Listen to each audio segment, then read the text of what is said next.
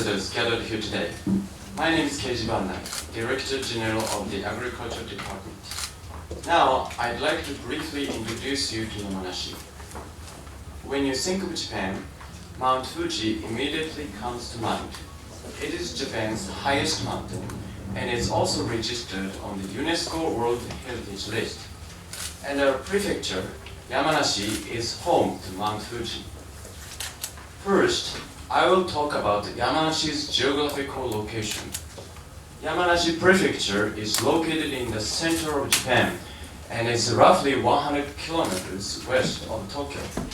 By train, you can reach Yamanashi from Tokyo in just an hour and a half. Yamanashi is surrounded by mountains with an abundance of nature. You can see different unique views of Mount Fuji: spring, summer, fall, and winter. There are many places in Yamanashi that have breathtaking views of Mount Fuji. On the top left, you can see Mount Fuji and the best peach fields in Japan. On the bottom left, this is a view of Mount Fuji depicted on Japan's Thousand-Year Bell. Here is the bear. You see, Yamanashi's view of Mount Fuji was chosen for this bank bear. The blessed land of pure water, Yamanashi.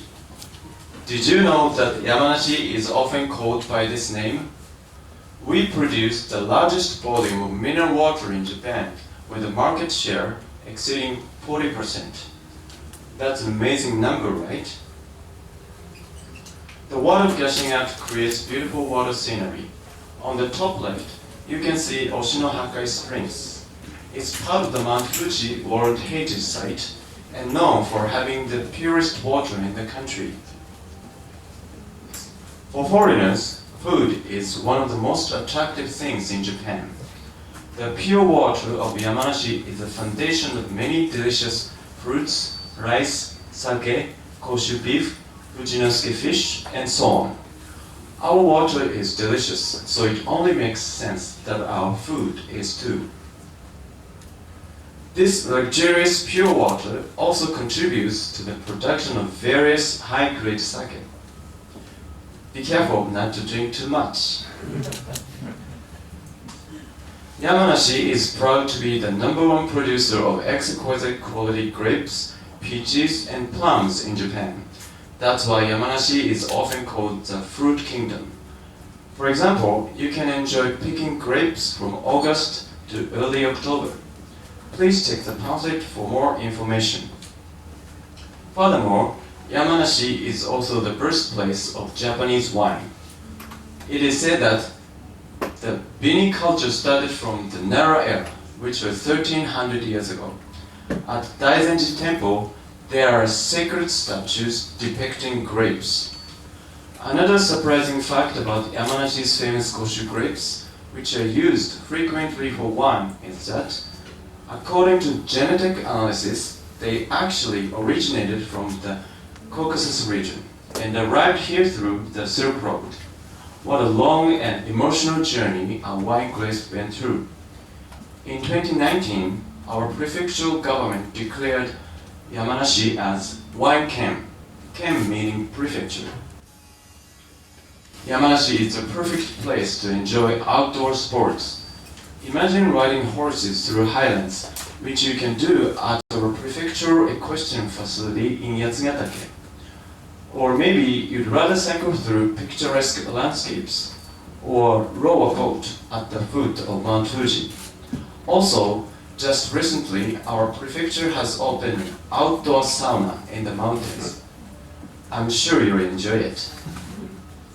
The winter season offers a variety of sports like skiing and snowboarding. These also have some fantastic winter views.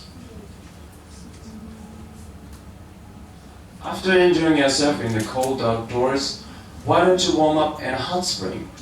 There are so many hot springs in Yamanashi, for example, in the Kawaguchiko and Isawa areas. While you soak in these hot springs, you can see the beautiful scenery of Mount Fuji if you're lucky. That sounds so peaceful, doesn't it? Next, I will let you in on something else quite interesting going on in Yamanashi. Have you ever heard of the 4% initiative? This initiative was proposed in 2015 by the French government at the COP21. Last April, Yamanashi was the first prefecture in Japan to participate. In Yamanashi fruit farms, there are various kinds of weeds as a result of grass cultivation.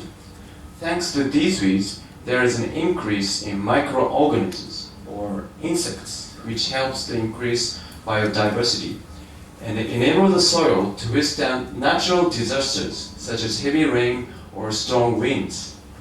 Also, by putting charcoal prune branches into the soil, we can reduce the carbon dioxide in the atmosphere, while enriching the soil to help it grow healthy fruit trees. We hope that consumption of these 4% fruits can make both humans and the earth happy. I think it was a try. Nothing ventured, nothing gained, right? In the future, we'd like to see our original Yamanashi carbon sequestration system, which utilizes both glass cultivation and the carbonization of pruned branches, spread across the world. Also, we plan to contribute to Sustainable Development Goals, or SDGs, by fighting both poverty and global warming from an agricultural perspective. There's no time like the present, so let's get cracking. The second topic I'd like to touch on is our animal welfare initiatives. According to the World Organization for Animal Health, animal welfare means the physical and mental state of an animal in relation to the conditions in which it lives and dies.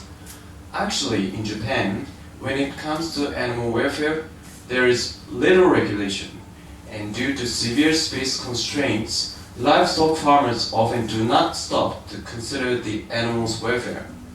The reality is, farmers often prioritize efficiency over animal welfare.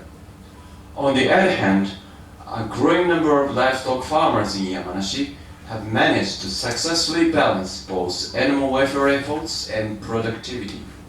Our prefectural government recognizes such efforts, and we even established an animal welfare certification system to ensure that customers can learn more about the product before they decide to buy.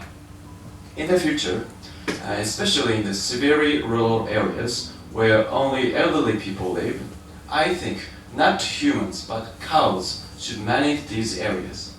Although abundant cultivated lands are a struggle, they offer unlimited tons of grass for cows, never to disappear. So it would make more sense for cows to manage these lands instead of humans. With the concept of SDGs in mind, we're going to take the initiative of spreading animal welfare throughout Japan with a branding strategy. The last topic I'd like to talk about is hydrogen fuel.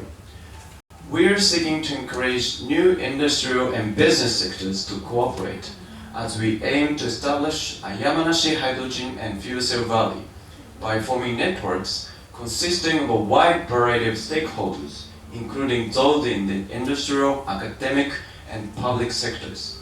We are working hard to become a leader in the hydrogen and fuel cell industry in Japan. If you're interested in this topic, please see the pamphlet for more information. Today, I was only able to briefly tell you about what makes Yamanashi so remarkable. We would be honored if you could come and visit all the wonderful places here in Yamanashi. We are eagerly waiting to welcome you. Last, I want to quote my favorite movie, the 1994 film Forrest Gump with Tom Hanks. The main character, Forrest Gump, famously said, "Life is like a box of chocolates. You never know what you're gonna get." So I hope you enjoy the box of treasures Yamanashi has to offer. Thank you so much for your attention. ありがとうございます。